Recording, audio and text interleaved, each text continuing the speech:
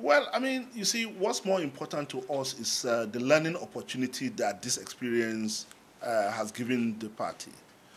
On the first issue of these specific stipulations in respect of the rescheduled primary, I would say that they are not anything new. When this situation happened, we also dug back into our experience. We've done primaries in Anambra, we've done primaries in Kogi, and we looked at what were those things that we did in respect of those primaries that made it less rancorous or that produced the kind of outcome that they performed. And what are those elements that were now missing in this situation? Because you also have to understand that we keep learning as situation arises. Now,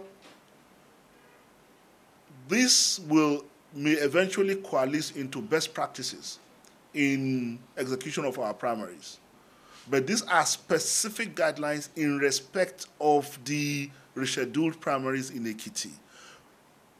If we are able to get the kind of results that we anticipate, we may find it necessary to condense these into standing regulations in respect of subsequent primaries. Then our observation that the police did not do as much as they ought to do is not intended as an indictment. It was an observation because we saw that the presence of the policemen, it could be that the number of policemen at the arena was not enough.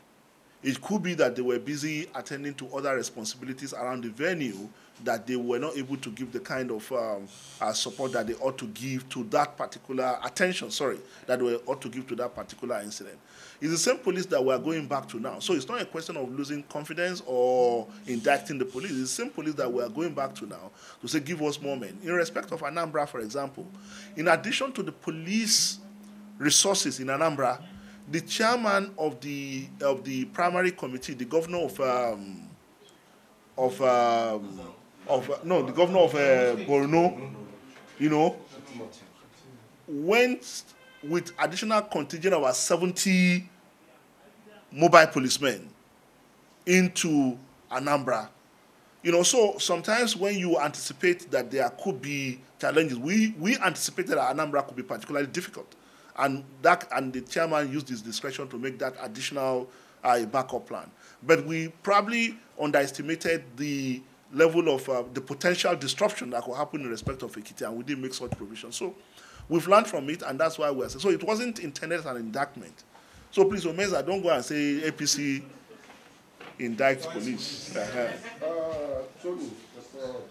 Well, the fourth question is whether we met with the aspirants. We don't need to meet with the aspirants. The principle of justice, nemo judes in causa sua. You cannot be a judge in your own case. Number two, on the issue of if, I don't answer hypothetical questions. So if we get such report or such complaint or such action from any of the aspirants, who will deal with them on their merits.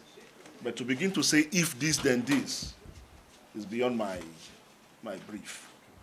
Then on the issue of whether Dr. Fayemi, whether he should resign, I think the constitutional requirement is that individuals should resign 1 month before contesting an election, not 1 month before the primaries. And that's why none of the aspirants is complaining about this, because they must have advised themselves accordingly in respect of both Dr. Fayemi and Senator Babafemi Ojudu.